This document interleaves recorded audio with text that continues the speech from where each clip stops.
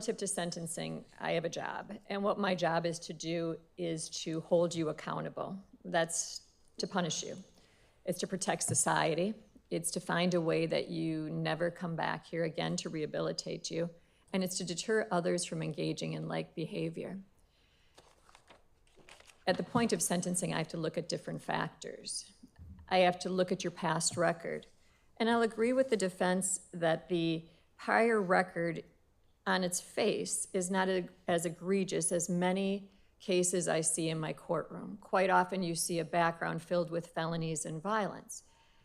But what I said was on its face.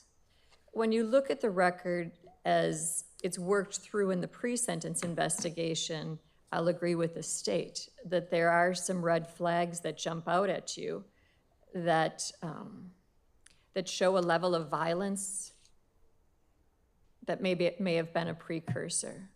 You know, when you look at the original case mentioned from Milwaukee from March of 2010, it looks like it's an underage drinking party. And when the officers come in, they find a bunch of people hiding, and they indicate they're about to do a search. And later there's people saying that they were being held in the home against their will. Kind of a weird comment to have on an underage drinking party. Ultimately, they find Mr. Anderson hiding behind an entertainment center. He's belligerent. He tells the police, "Fuck you, I hope you're proud to serve your country this way." He's then very coarse, and his comments are obscene. He then urinates in a police vehicle and calls a female police officer a cunt. Inappropriate. Then we have the 2014 case where that involves the mother, where officers are dispatched to a location. They enter the home, they see, they make contact with the mother. She indicates that her son was in the kitchen.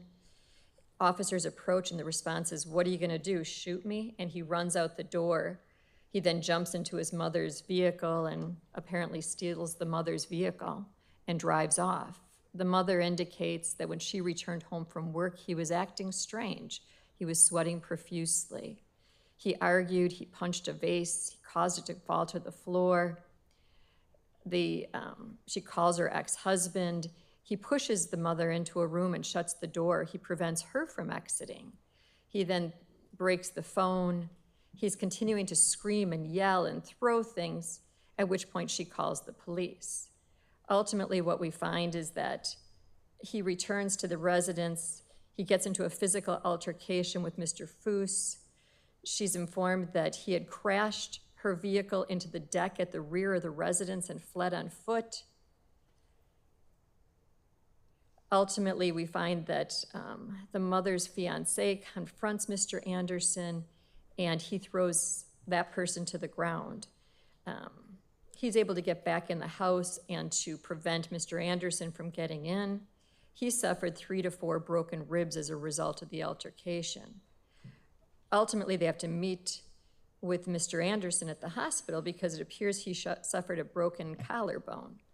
He's convicted ultimately of disorderly conduct because he says Mr. Foose pushed him down the stairs as he tried to gather his belongings. It's interesting when you see Mr. Anderson's comment about that because he just says that Mr. Foose just poked him. Sounds like a bit of a discrepancy there. Then we go on and we find the issue with the grandparents. And the grandparents call the police and they say that he needs someone to talk to about his mental health and that he's smashing a glass in the sink, causing it to break. He goes in the basement, he punches a hole in the wall.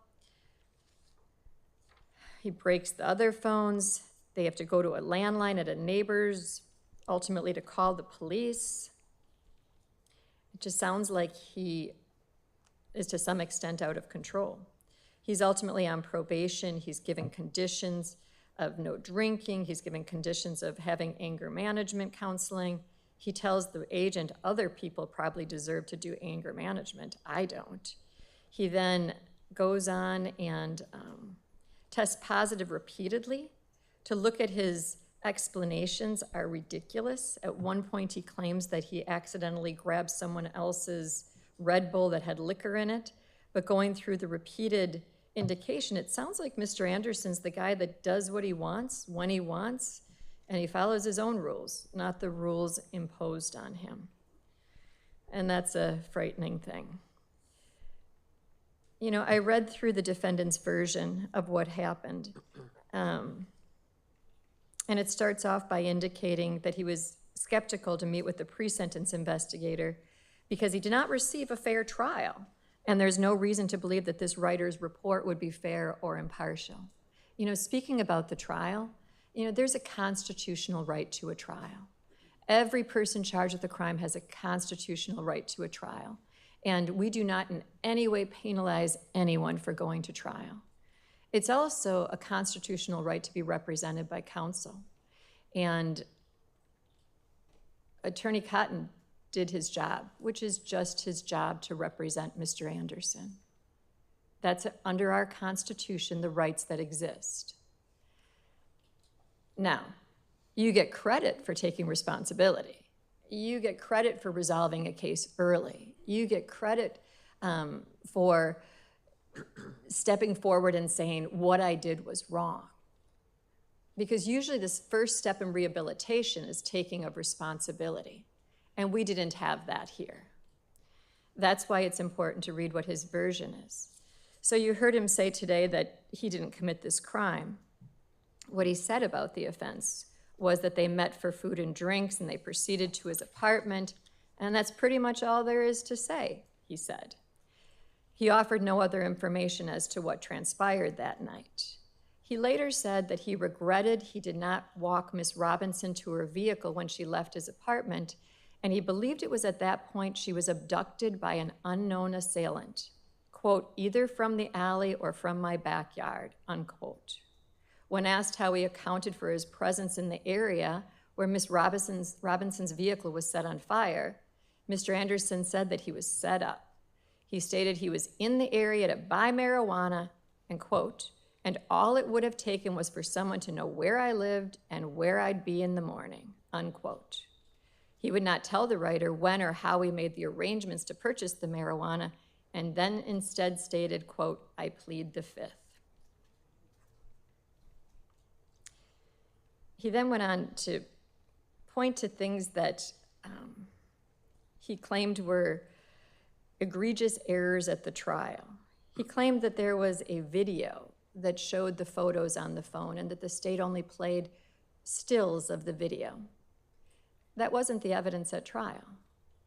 Am I correct? Yes. He claims that the still photo that showed his hand grasping Miss Robinson's breast was part of a video, and it was only a still that was shown. Incorrect, correct? You're correct. Okay. He indicated that at trial it was flaunted, the difference in age. And when I read that, I was somewhat shocked because I didn't really find that that was pointed out at all during trial. I mean, it was mentioned how old she was, but other than that, I didn't think that that was in any way an issue, and it barely even made it into my notes. So I thought my point is, I thought it was interesting how his view of reality seems different from what I find truly transpired. And I found it at numerous points during the pre-sentence investigation. You know, looking through this pre-sentence investigation, his viewpoints were very inconsistent with the reality. You know, I think the first issue relative to the mother's fiance, that was credibility. You know, it sounds like he lied to law enforcement. You know, he's asked, have you ever been involved in mental health treatment? Have you ever been in a mental health facility? Have you ever received treatment? He responds in the negative, but then we have the mother indicating that he was in an outpatient at Rogers. He indicates that he never made a suicidal attempt or had an ideology of said. But then we read about in the Navy how he was dismissed from the Navy due to a medical release, which appears to be related to the suicidal attempt in trying to hang himself. You have him saying about school, I did okay, but then you look at the history of how he did in school, and his grades were pretty abysmal. just odd things. Like he talks about how he purchased the home himself for $160,000, but the mother says, no, I told the dad to buy him the home. It just seems like he has a different view of reality than the rest of the world does. So when I look at the criminal history, which I'm bound to do, it reflects low-level misdemeanors, but the facts underlying those low-level misdemeanors are replete with points that raise your concern. I next have to look at whether he has a history of undesirable behavior, and I think I've charted through what basically I found in the pre-sentence investigation. As to his personality, character, and social traits, it appears that he has had employment. That's a positive. It looks like he jumps between bartending jobs at numerous facilities. But who is a person who would do this crime? You know, what's the character underlying that?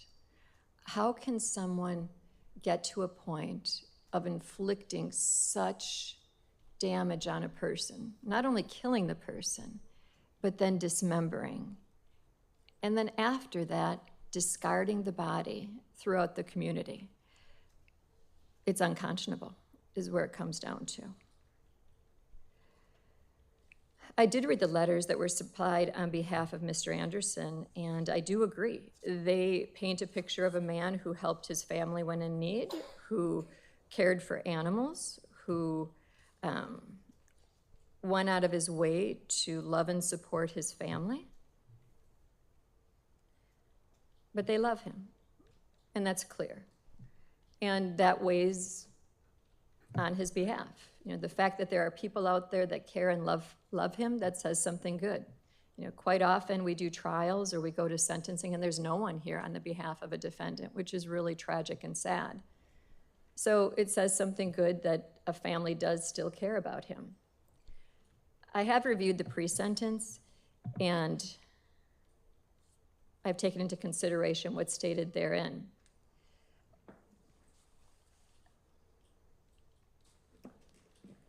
I have to look at whether you're remorseful, and I don't think you're remorseful in any way. I don't think that you have gotten to the point of taking any form of responsibility for what transpired. You know, the investigation that was conducted in this case, it was a dedication by numerous law enforcement officers to work tirelessly to put together the pieces to determine exactly what happened underlying this matter. You know, I do think that jury trials, they do re-victimize the victims. You know, it's hard to sit and watch a trial. It's hard to see the details, and it's hard, you know, not even to have known Miss Robinson, to wipe from my mind what you saw during that trial. And I didn't love her. I didn't know her, but you did. And that's a hard last thing to have in your minds. So I do understand how trials do re-victimize the victims. So when I look at the character of the defendant, I find the character wanting. When I look to the severity of the offense underlying this matter, I do sit in homicide court, and I can tell you on a daily basis, you don't understand why things happen. You know, almost every case, the victims come in and they want to know why. Why did it happen? Why did you have to do this? Why did you have to get to that point? And more often than not, there's no answer. We never know. It never makes sense. There's never do you walk away and say, oh, I understand why that transpired. It just doesn't happen. I can also tell you that, you know, I've read through all these letters, and they talk about give us justice, right? Give us what's due. But I can't give you justice. There's no way you will walk out of here, no matter what I do today, and high-five each other. There's no way you walk out of here and you say, justice is served. Because justice would be having Ms. Robinson back to you. Justice would be having her with you for the rest of your lives. And you never get that. You know, to hear about her, she was an innocent victim. You know, she was a girl that I would hope all young ladies strive to be. You know, to hear about working 2 jobs to reach her goals, to be going on for schooling and further education, but then to hear about how much she was loved in the community by almost everyone that touched her. You know, it was interesting to go through the letters because I got the letters that were from who I expected, you know, the mother, the father, the sister, the loved ones. I also got a letter from the real estate agent that worked with Ms. Scarborough. I got a letter from citizens. And I can't tell you, I really debated whether or not I would share this, but there was a letter from a citizen that doesn't know Ms. Robinson, never met her. And this is what he said, or she said, I don't know. The person signed it as Stargazer. In pertinent part, it says, Sade Robinson was not a torso. She was not evidence. She was a full, living, radiant human being. She had dreams, plans, and a future she was building with pride. She had people who loved her and that still love her, more than words can hold. And she had a right to live, to breathe, to laugh, to grow old. That right was stolen in a way so vile, so deliberate, that it tears at the fabric of what we call humanity. You, Maxwell Anderson, didn't just kill her. You carved her, and you discarded her like garbage, and you tried to erase her body from this earth piece by piece. And for what? Not even you had the courage to say. You sat there in court as if you were a man. You didn't snap, you planned. You didn't panic, you dismembered, and still you offer no answers, no remorse, no ounce of dignity that you stripped from her. But here's what you couldn't take. You could not mutilate her soul. You could not silence the scream of justice. You could not prevent an entire community from rising up in Sade's name. We know who she was. We know what she could have become, and we will not let your darkness define her. To the family, there are no words that can hold the weight of your pain, but I need you to know we see you. We mourn with you. We love you. You have the right to tears. You have the right to rage. You have the right to every ounce of justice this system can give.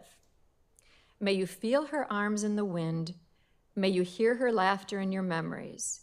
May you know that she did not die forgotten, she died loved, and we will remember her always. Maxwell Anderson, you are not the center of this story. She is, and she will always be. Sade Robinson lives on in light, in truth, and in love, and you will be remembered only as a man who tried to destroy something beautiful, but failed. You know, I thought that was beautiful, and I think that it shows the impact that this had on the community. You know, that took time and effort and thought, and I think it put together a lot of what the community felt. So going back to what I need to look at. In formulating a proper sentence, I need to look at the character of the defendant. I need to look at the severity of the offense. You know, to take away a child is horrific. You know, you wouldn't wish that on anybody. To have a child not outlive the parents is a horrible thing. But not only did you extinguish her life, but you hid it, and you hid her body to be found. And I can only imagine every time a news report, every time something clicked that another body part was found, how it had to just re-victimize this family, how it had to just be like another shot to their soul. I can't imagine how horrific that had to be. And yet, I wonder which was worse, the not knowing in those first days where she was, you know.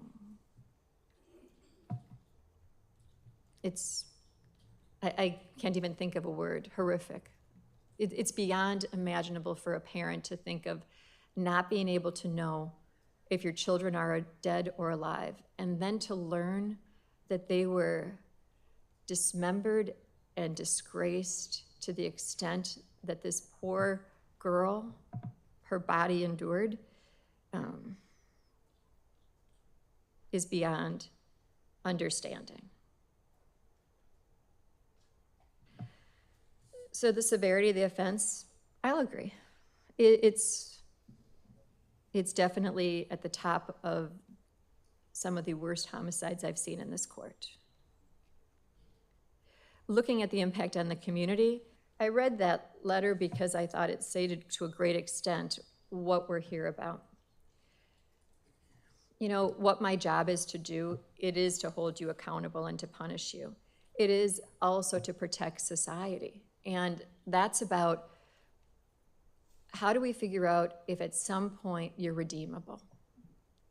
How do we figure out if at some point you will change your mindset? You will get the therapy and education to be at a point where you will be safe to have in the community. Now, part of that goes into the fact that you don't take responsibility. You know, I listened to the evidence. I watched what was introduced during the course of the trial. There is no explanation that I've heard that's valid as to why you would be walking away from that burning car. You know, those photos were not of a girl in a video enjoying life. Those photos of you grasping the breast that was ultimately shaved from her body, with her face plastered into that, I don't recall if it was the ottoman of the couch, the way that her body was positioned, there's no explanation for that. I don't need to rehash the evidence. I've gone through all my notes from this trial, and I think that Attorney Vance Cruzan did a nice job of summarizing in pertinent part the details. But there's no answer that you briefly provided in this pre-sentence that makes even a hint, that even resonates with a hint of truth. So how do we protect society from a man who clearly has had darkness in his past, who engaged in behavior that is, it's the facts that you see written in horror novels. That's what we have to determine. And you know, it isn't easy. I can tell you that when you think about, is there ever something redeemable in a person? You'd like to say at some point there is. And I can tell you that at the points in life where I've come to the conclusion that there isn't anything redeemable, you know, you do think about, I think it takes away a little piece of my soul. How come I couldn't find anything good? How come I can't find anything that I can say at some point you'll be a better person? So ultimately at sentencing, considering the seriousness of the offense, your character, and the needs of society. This is clearly not a probation case. Probation would unduly depreciate the seriousness of the offense and isn't even allowable under our law. You are sentenced to a term of life imprisonment, and that is what the penalty is for a jury of your peers ultimately coming back and convicting you on first-degree intentional. In this case, I didn't see a restitution request. We are asking for a restitution hearing, and we've pre-selected a date. Thank you. We'll be setting restitution off to be determined at a later date. Relative to this matter, I have considered the seriousness of the offense. I have weighed your character, and as I've indicated, I find it wanting. I've also reflected on the needs of society, and are you a good risk? And sadly, you're not. As to my sentence, relative to the nature of the offense, you are not eligible for challenge incarceration. You're clearly not eligible for any substance abuse programming. Restitution will be determined at a later date. You do need to submit a biological specimen to the state crime lab and pay the surcharge thereof. You do have the right to appeal, and if indigent, you have the right to the assistance of the public defender. What you need to understand is that a notice of intent to pursue post-conviction relief must be filed in the trial court within 20 days after sentencing for your rights to be preserved. You have been convicted of a felony, you may never possess a firearm. If you do, you're looking at 10 years of imprisonment, a $25,000 fine, or both. You may not possess body armor at any time in the future. If you do, you'll be subject to 15 years of imprisonment, a $50,000 fine, or both. You cannot vote in any election.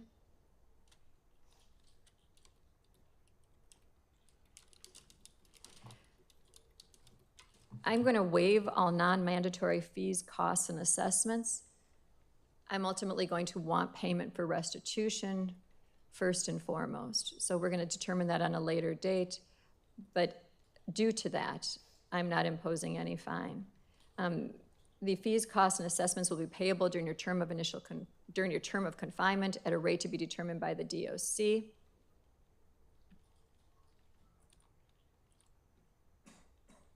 Pretrial incarceration credit. I'll get that information to you. Okay. So relative to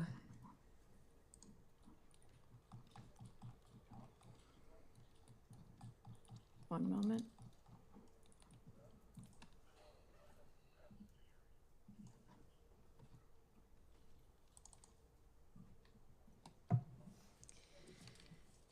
Count 3, arson of property other than building. That's a Class I felony. On that offense, you are looking at a fine of up to $10,000 or imprisonment for not more than 3 years and 6 months, or both. Relative to that matter, the maximum is 18 months of initial confinement and 2 years of extended supervision. I am imposing 18 months of initial confinement and 2 years of extended supervision.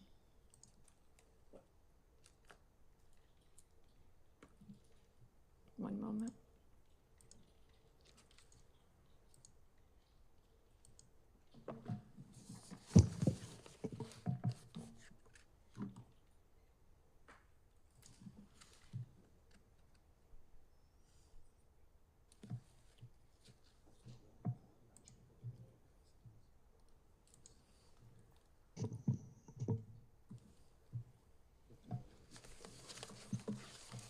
As to count 2, which is a charge of mutilating a corpse, that's a Class F felony. That means upon conviction, you could be fined not more than $25,000 and imprisoned not more than 12 years and 6 months, or both. Relative to that, the maximum is 7.5 years of initial confinement and 5 years of extended supervision. I am imposing 7.5 years of initial confinement and 5 years of supervision. Relative to count 1, that is a Class A felony, the charge of first-degree intentional homicide. Relative to that, you shall be sentenced to imprisonment for life. And relative to this matter, weighing all of the factors that I must, looking at the Galleon factors, considering your character, the severity of the offense, and the impact on the community, where you stole a truly shining light, is what it sounds like. I am ordering that you will not be eligible for extended supervision. Counts 2 and 3 are consecutive to count 1. The date for the restitution hearing will be? September 4th at 10:30. Have you determined? Yes, excluding today's date, 484 days. I will provide you with a written explanation of the determinate sentence for your review. State, what have I failed to address? I think that's everything. Defense, what have I failed to address? Nothing further. Celeste? Nothing, Judge. One moment, and I'll give you a copy.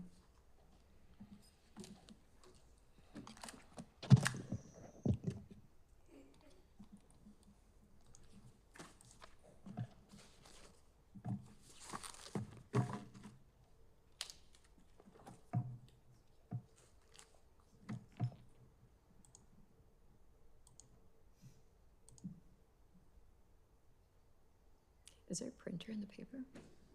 Is there paper in the printer?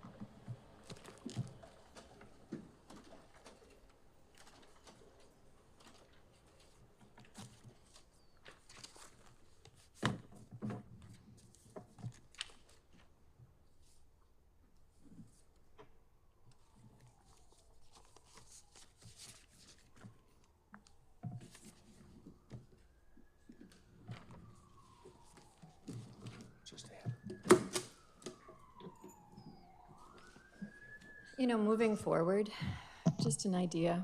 You know, Sade Robinson, she was working so hard for good. She was working so hard to achieve so much.